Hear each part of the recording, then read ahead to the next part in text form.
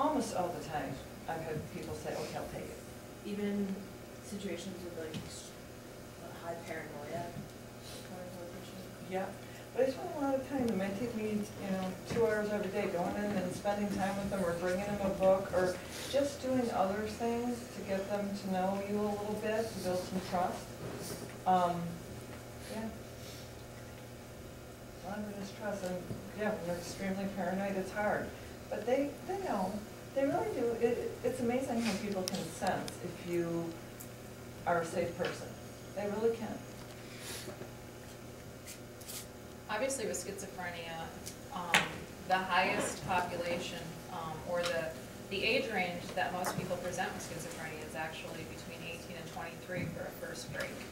So college students are at the prime time for having their first schizophrenic break. And that's not just something that happens because of college, it's something that, they've had a biological predisposition, but they haven't had a lot of stressors. When you're home with your parents, they're taking care of a lot of things for you, you don't have as many responsibilities or stressors coming at you. But when you get to college and some of that starts to happen, that's when they kind of start unraveling.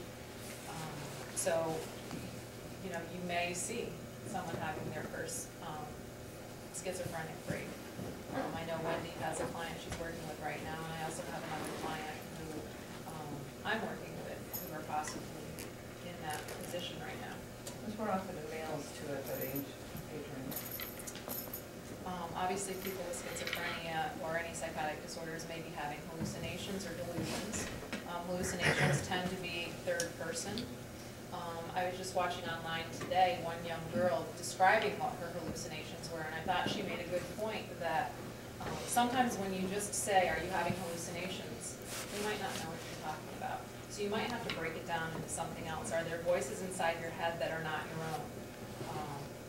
Tell me more about that. So sometimes people have hallucinations that are tactile. They feel like things are touching them or something. Sometimes they can have olfactory hallucinations where they smell things that aren't necessarily there. So be a little bit more specific than just saying, are you hearing voices? Sometimes the best thing that can cue you guys into whether or not there's hallucinations is just watching the patient and what they're doing. I know with my young man, as I was talking to him, he would often look away and look like he was listening to something, and then look back to talk to me. So sometimes there's cues like that that lead you to believe that there's something going on. And you can say it, just as easily as it seemed like, when you just looked away that maybe something was going on. Can you tell me more about that?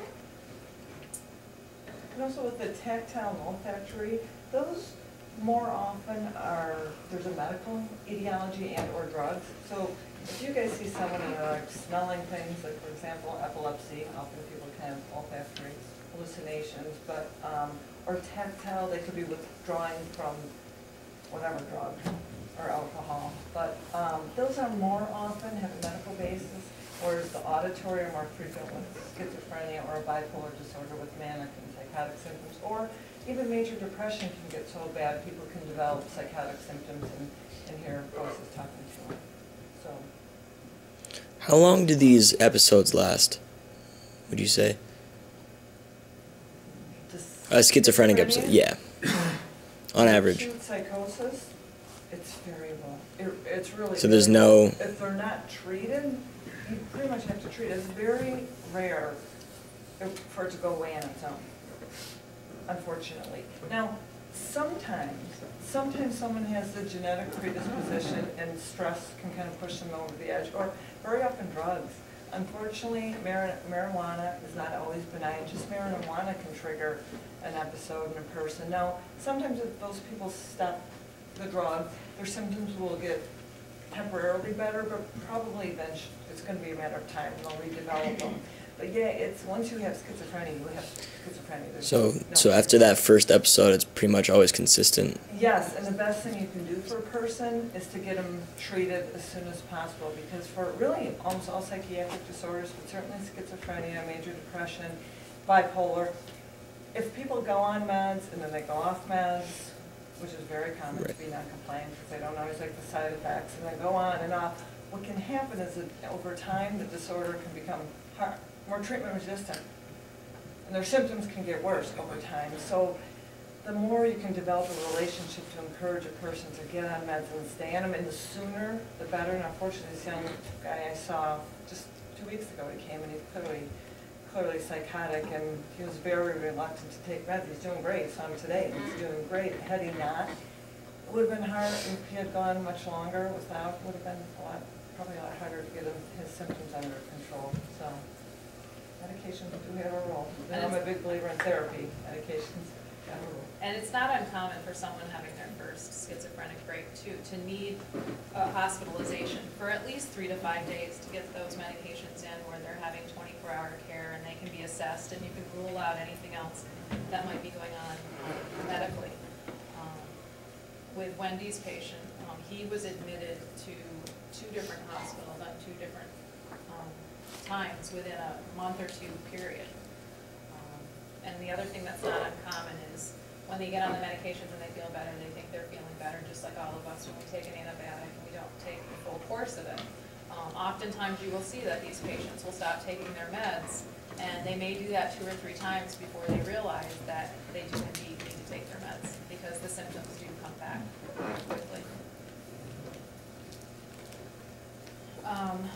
Command hallucinations are considered a risk factor for violence. Again, as much as I've worked with these clients, I've never had a client who I was afraid was going to hurt me. Even when they were having command hallucinations, they usually are not towards other people. With my one client, I could tell he was getting agitated and was standing up and was starting to pace in my office and was walking around. And again, the voices were more that they wanted to do something to him, or that he was being bad because he was talking to me, but it wasn't anything that I felt a danger or that he was going to hurt me. But again, it can happen. As we said earlier, you know, violence can happen anywhere, and you can't know for sure. Differential diagnosis, again, you want to rule out medical conditions. Delirium is obviously one when someone's having a quick change in what's going on. Drug toxicity and other substance related. So obviously we have a lot of new drugs out on the street these days that can cause a lot of things that look like this, as we mentioned. Sometimes people with bipolar disorder can have manic episodes in which they also have hallucinations and have psychotic features.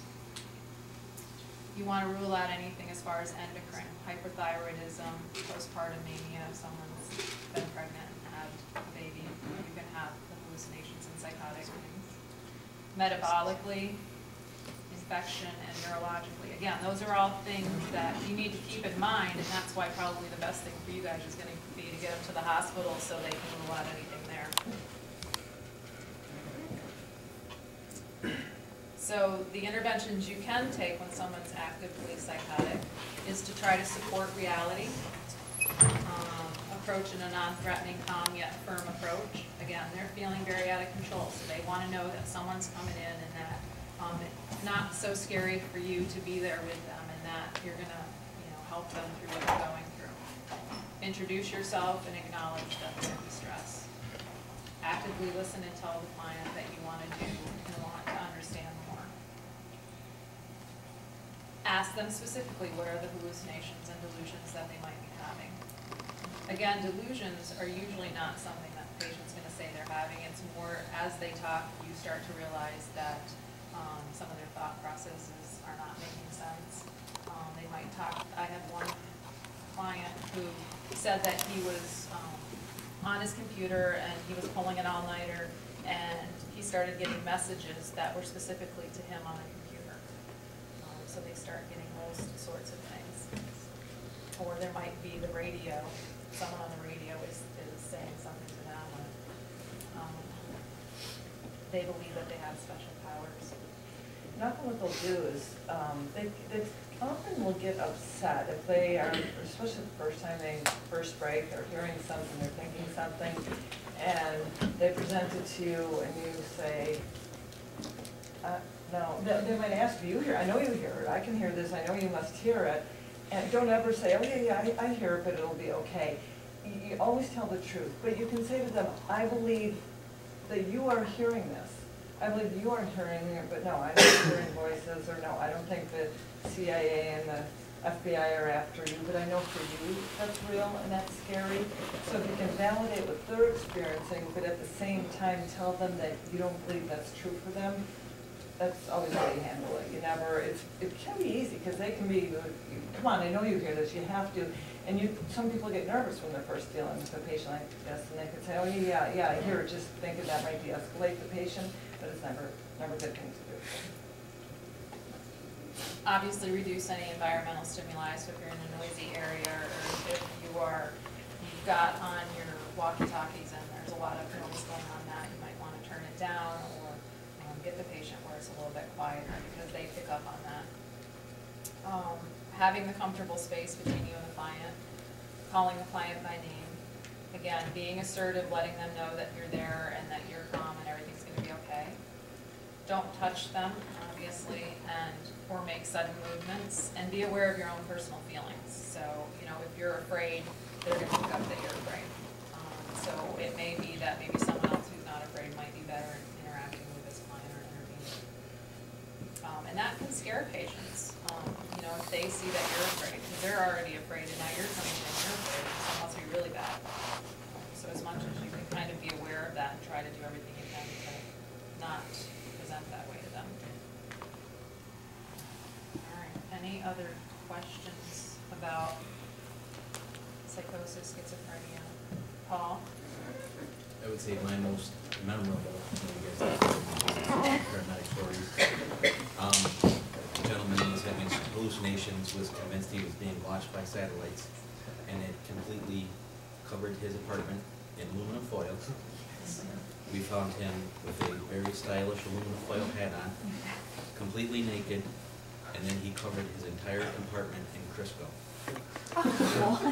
I have never wrestled a grease pig, even though I'm from the country, but I mean, it was myself, my partner, and 6 police officers, and the sweat pouring off of us by the time we got him restrained on the stretcher was impressive. And then to get him down the stairs besides. One of the police officers fell down the stairs because granted we're covered in Crisco. It was the most bizarre thing I ever saw. Hopefully I never get to relive it. Yes, I've seen a lot of very similar stories. I've seen and heard many similar stories. You just don't know if you've But that's very common for people to believe they're being monitored. Very common. One of the most common delusions is that, the FBI or something, or the room is bugged. They'll say, you see that? Like, see, I've had so many people think that, the sprinkler fire, that's a camera monitoring their movements, and they really, really believe that. So imagine how scary that is if you actually really think that. I don't need to keep it going, but I was out on a call for a Metro one time, and that night we actually got 8 psych calls. It was the only type of calls we got on the road. And Full moon, right? sorry, Full moon. yeah. We were out there and we showed up to one house, and the guy's roommates had called, and because they were concerned about him hurting himself or themselves or others. And the paramedics that I was with, they were just kind of like, okay, go ahead, you go talk to him. And I was so nervous because I was just in my EMT class. I didn't know what the heck I was doing. So I just kind of started talking to him, and he told me that he was a warlock, and that he had cast like 9 spells that day, 6 of which came true. He's told me that he was best friends with Chris Angel, and told me a few other things I can't really remember, but I don't know if it was because of drugs or if it was because he was schizophrenic or psychotic or something. But we didn't end up taking him to the hospital because he told us that he wasn't going to hurt himself and he wasn't going to hurt anyone else. Like, I don't know. I thought that was weird that we still didn't take him, even though he seemed huge out of his head. It was weird. He wasn't in imminent danger to himself or others. People have a right to be crazy. They do, and that's the law. They have a right to be nuts in this world. It's just when you're scary nuts. So this question, I don't want it to seem rude at all, but obviously when we hear these psych stories, sometimes some of them can be comical in a sense. Do you have any advice as far as like when you're on scene with a patient, if they're saying something that you obviously like find funny, how to Steph not just can't laugh? control himself. Steph, find something funny. Steph, you can't be on those calls. You know what? Have your supervisor sit in the truck. So that's probably gonna be, what do you mean by, like it's so far out there funny, or the patient, because a lot of manic patients, when they're euphoric, they're hilarious. Like, they're so funny, I can't, I laugh, they're funny. So, but when they're manic, they're not usually gonna be offended, they're gonna laugh more because you're laughing, so it kind of depends on the diagnosis and what you think is funny. I mean, if you have a warped sense of humor, you might want to be a little careful because they might take offense, but if it's a euphoric manic patient, they don't care if you laugh. So, but if you laugh, you laugh. You can say, I'm sorry, that's just comedy, or it's funny, or whatever. Okay. Be real. You laugh, you laugh. Yeah. If you laugh, what are you gonna do? Honestly, because they're Just gonna be know, real. they pick up on it. They're so much more intuitive, even when they're psychotic, than you think. So if you laugh, they might get more paranoid for a minute, and you could just say, no, the way you said that was funny to me, and apologize. Whatever, but the more real you can be, the better it is for the patient, because then they start to trust you and take your advice. So the laughing is the worst thing. Yeah, and the minute you say, you know, if you laugh and say, I wasn't laughing, then they're gonna say, this That's person's worse. lying They're to lying. me. They can't trust you at all with anything then. So just, you make a, it's not that necessarily a mistake, but if you do make a mistake, own up to it. Absolutely. Do you guys wanna go through alcohol-related emergencies? Feel You like could probably you're teach us. pretty good at them? You want me to Last skip night, through did them? anyone experience anything? Any fights at Shine recently?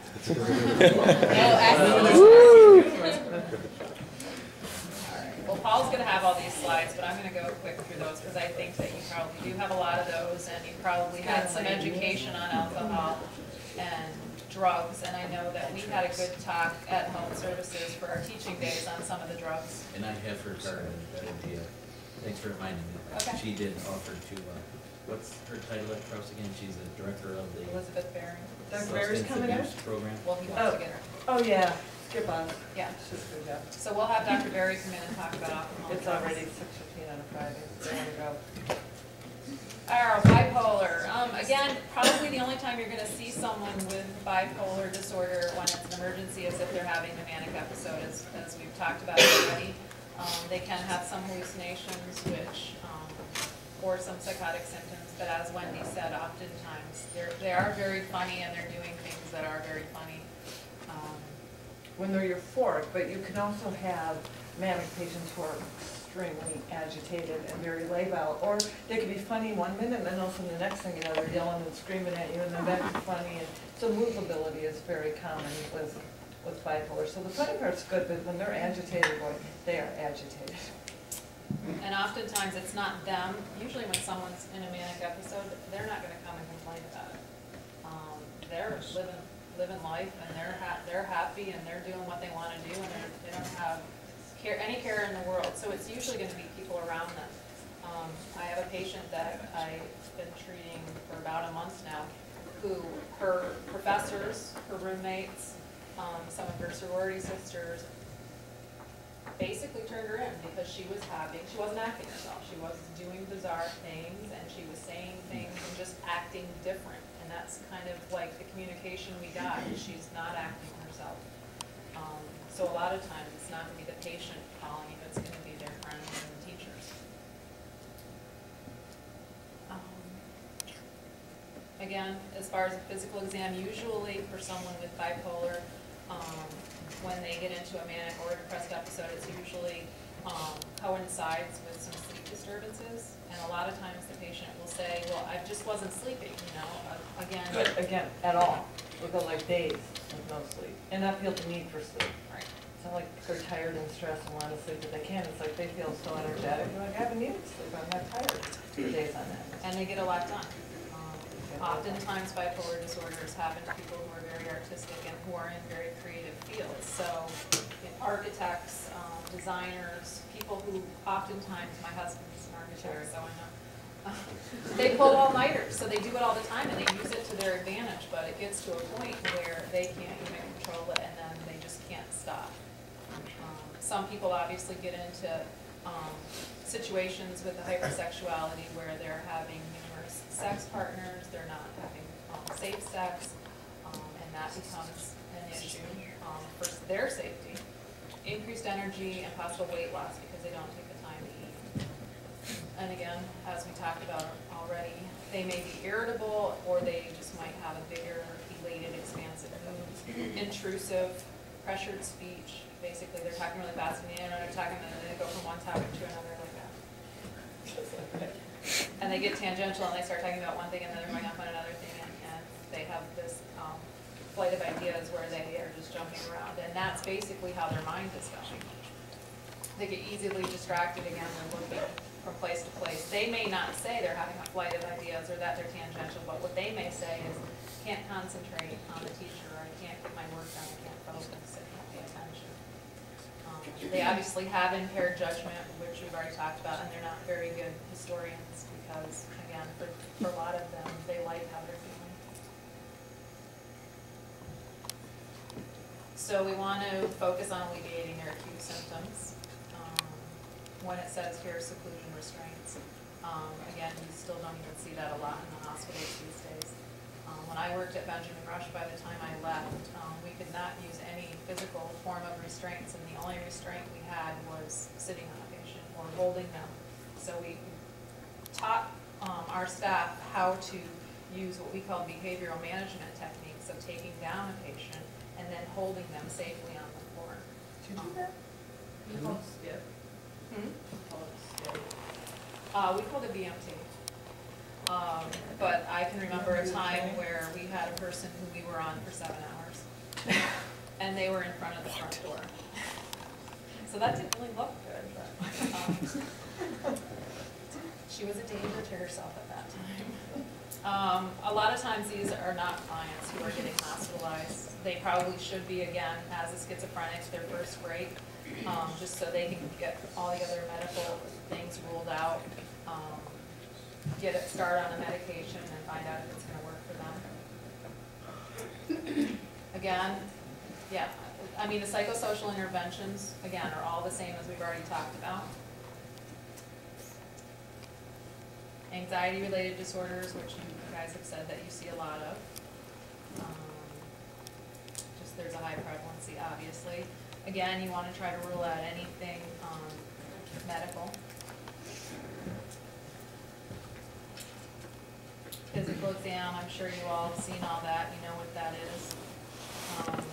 Mental status, sometimes people say they feel that they're outside of themselves. They can even have episodes where they're having dissociative episodes and they feel like they can say that they feel like they're watching what's going on, or that they're very disconnected from how they're feeling physically and emotionally.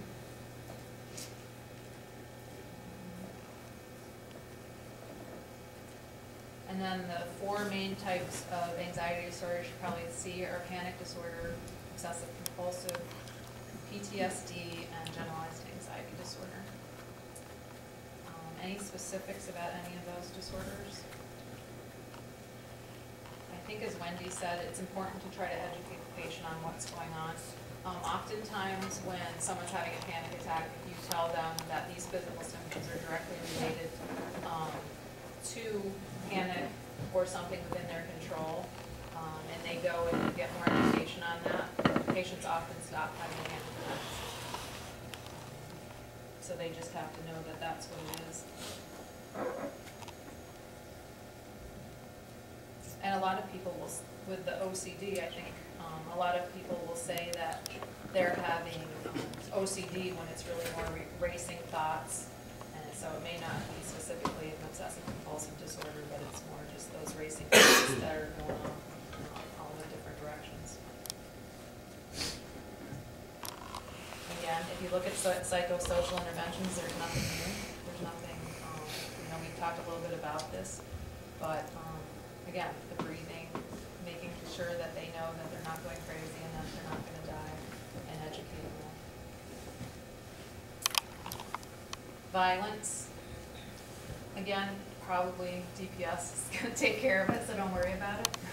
Well, but the only thing I just thought of is a lot of our calls are off campus, so we don't always have the luxury of having a police agency there, so. So if, you know, the dispatcher knows there's, could be an issue, they're gonna, ask for police. If all else fails and you need help right away, DPS should at least come out and help you, even though it's off campus. Is that the case? Will they come off campus if you're? So do you have a certain radius that you'll, it can be an SU student anywhere and you have to go? In the immediate campus area. Oh, it's immediate campus area. So, I mean, all the off-campus housing, we respond to. And DPS goes where? Just the immediate campus, the campus proper. They don't even go down Euclid? No. Wow. You can request them if it's like if you're in immediate danger, they'll come. If it sounds like a lot of fun, they will go. Yes. It's a good party. But yeah, even Marshall Street where they walk and drink coffee, they won't. Oh, really? I did not know that. You can. Unless there's like a felony in progress or they really want to go, like Harrison said that for Yeah, it's true. I hate you. Evaluation, no different than anything else we've talked about is when it comes to violence. The last thing down at the bottom here, it says pay attention to your gut. In every situation, if I've ever felt in danger, I definitely felt it there first. So listen to that and get yourself safe. Violence, physical, mental status, pretty understandable. High-risk populations, obviously anyone. I mean, we said in one of the first slides that there can be violence anywhere, so. And then your psychosocial interventions are going to be the same thing, trying to be calm, trying to let them know that you understand how they're feeling, empathy, slow, decrease the stimuli, verbal de-escalation, talking down, and dealing with an angry client. If you want specifics there, but it's all, again, I think things you're already doing. Borderline personality disorders, we talked a little bit about that already with the injurious behaviors. You'll hear people say, oh, they're borderline. Usually if someone has a mishmash of symptoms and they're very difficult to treat and you see them a lot, and oftentimes they'll get labeled borderline, but usually borderline people are people who have a hard time dealing with their emotions. They can't regulate them. They're very up and down. They have no coping skills. They have poor interpersonal skills, and they're constantly thinking about the past or the future and have a really hard time being present focused. And having said that, a lot of times that can be anxiety, that can be depression, that can be bipolar. So again, it's not, up to you to make a diagnosis. I think it doesn't help when we label people and say that they're borderline, because that's just our negative perception. It's a very real diagnosis and there's very real treatment. So again, finding out the stressor, how important it is to that person, finding out what coping skills they already have, and what supports they already have are going to be your main things you want to do to deal with people like this.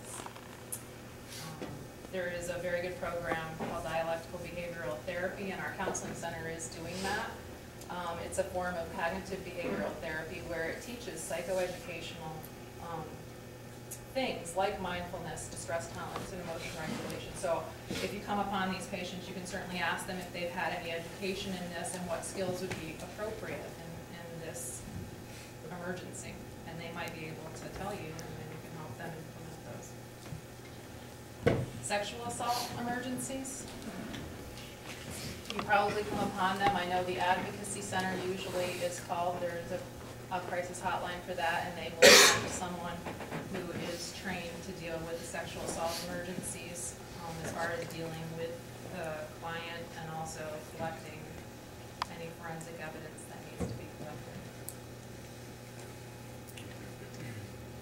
Again, you want to be concise, simple-worded, and brief. A lot of times these people can be in a state of shock, so they might not hear what you're saying. They may be very glazed over. and they may not be able to really follow what you're saying. So, less is better probably with these people, and more of that just conveying the empathy and trying to make them comfortable. All those things are pretty much there. Physical exam, mental status, pretty much everything you would expect.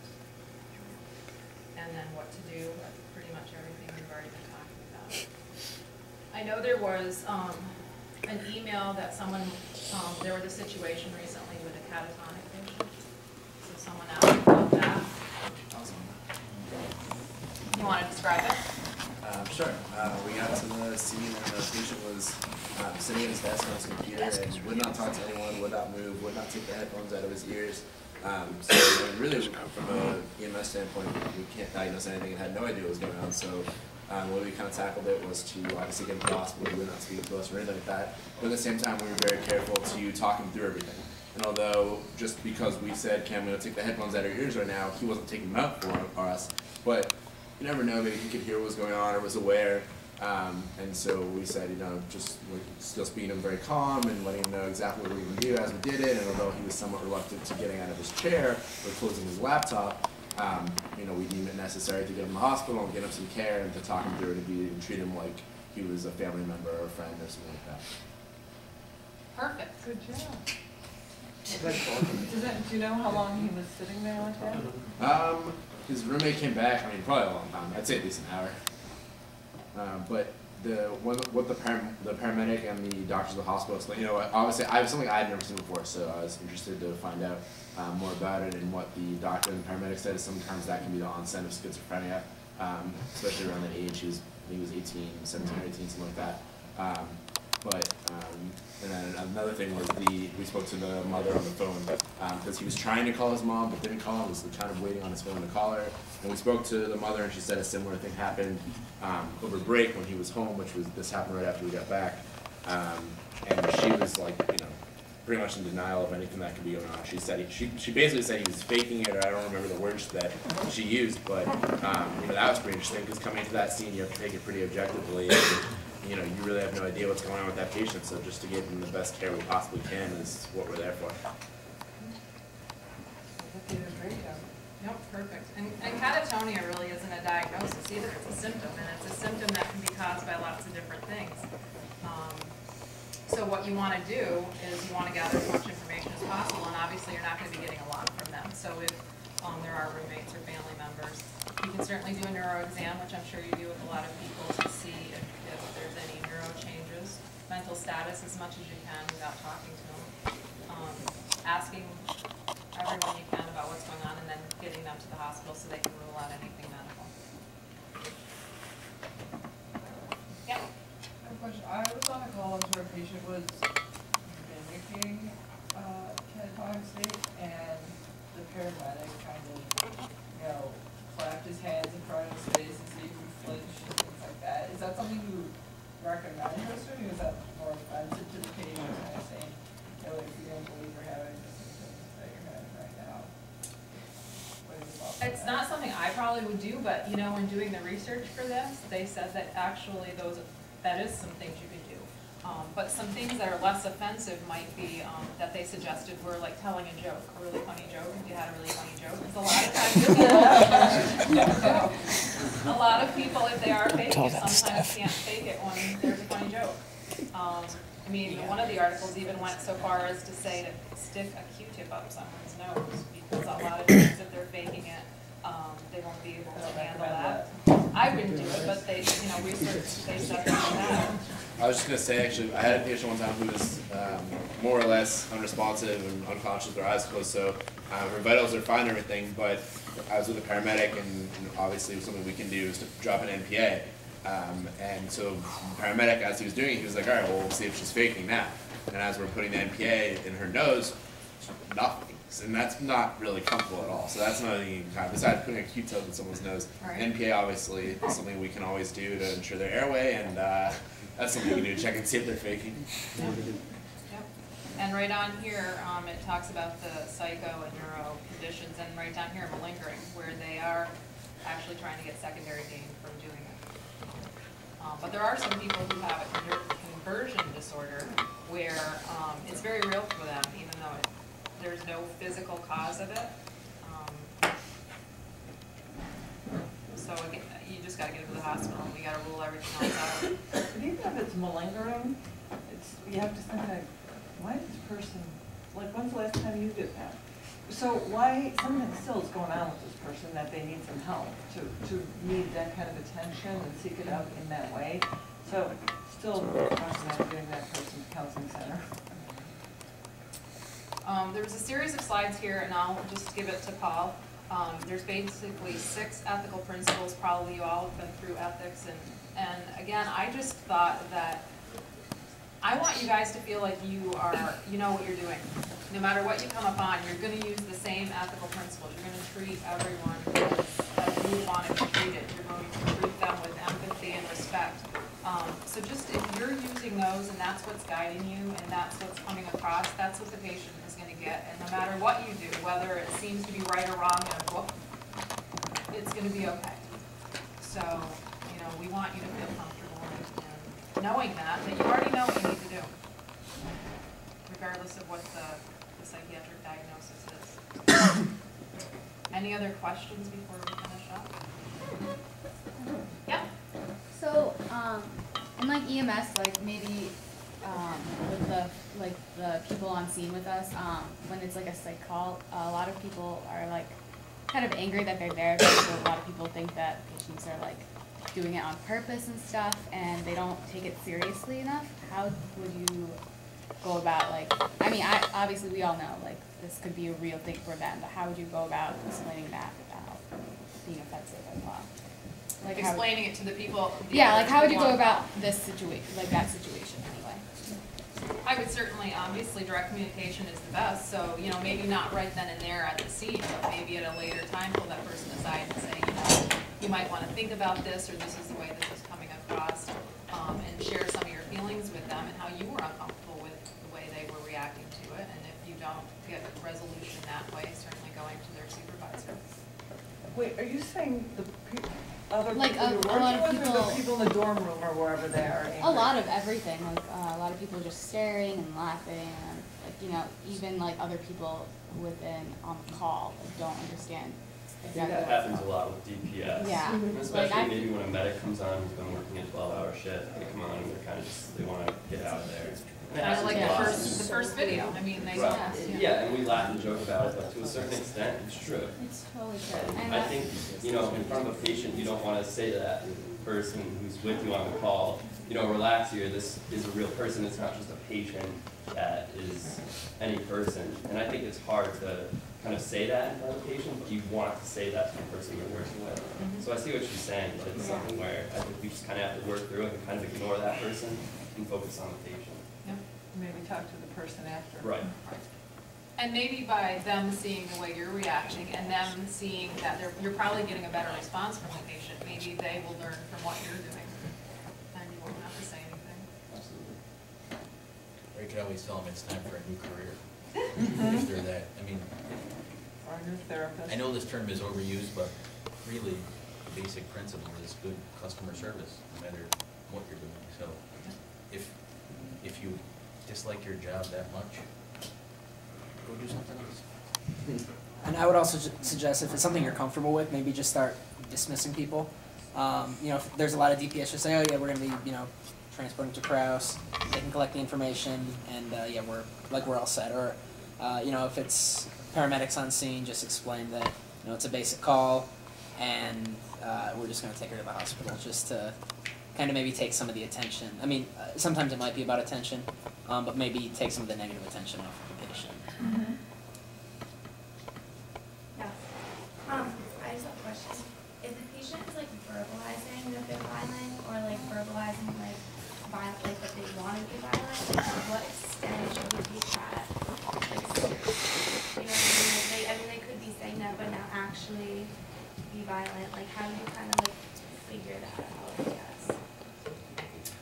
Ask more questions. When they say, they want to be violent, are they saying they want to throw a chair? If they're saying specifically they want to throw a chair and there's a chair right there, then, you obviously want to that's a more of a risk of it happening, so then you're gonna have to take a different, approach than if there wasn't a chair there. Yeah, I mean, yeah, I would ask them if they've ever been violent before, and if it's one feeling to be really angry and think I want to lash out versus thinking you're really going to, and say you just feel like you want to, or that there's a good, I'd ask the patient, do you feel like there's a chance you will be violent in some way? And usually they'll give you the truth. If they're on drugs, you can ask them that, whether they admit it or not. I mean, that's going to make them more likely to be impulsive and be violent. So it's really more about asking as many questions as you can, knowing if they've ever been violent in the past. Acknowledging that you can sense that they're feeling very upset and have a lot of emotion and feel like they need some sort of release. Is there any other way you can get that without being violent? Because a lot of them don't want to be violent. It scares them just as much as it scares you.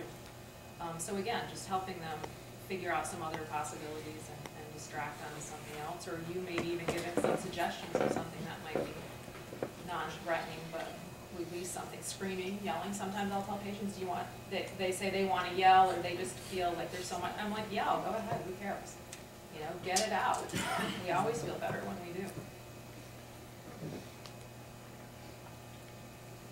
Anyone else have a question? All right, we've got something really exciting to share with you guys. There is a new medication out in the market, and we just found out about it, and we wanted you guys to be the first to learn about it, so you can share it with all your friends.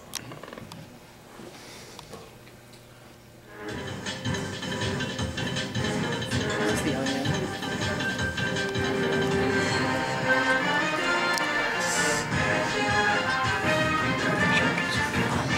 The first ever prescription depressant hit the shelves today. Approved by the FDA last month, Despondex is intended as a treatment for the approximately 20 million Americans who are insufferably cheery. As proved, it is effective in range of symptoms, from squealing loudly when a friend calls, to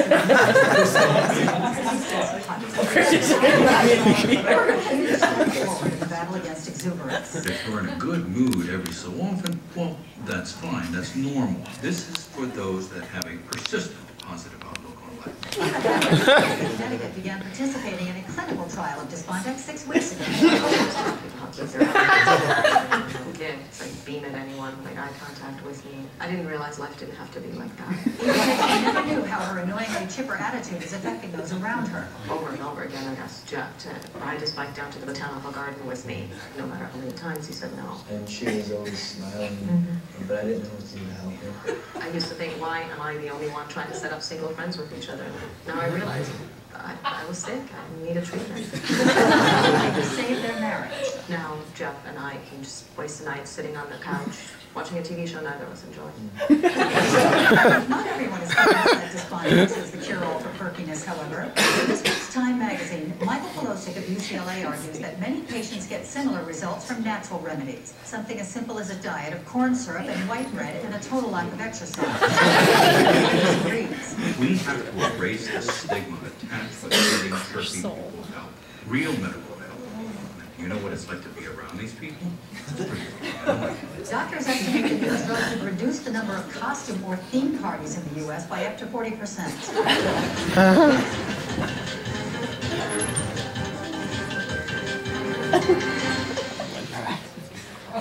Alright, we wanted, sometimes what you do is very serious. Obviously, you have to be very serious in working with these clients, as you all have pointed out. It sounds like you give great care, but you also have to have releases. I like theme parties.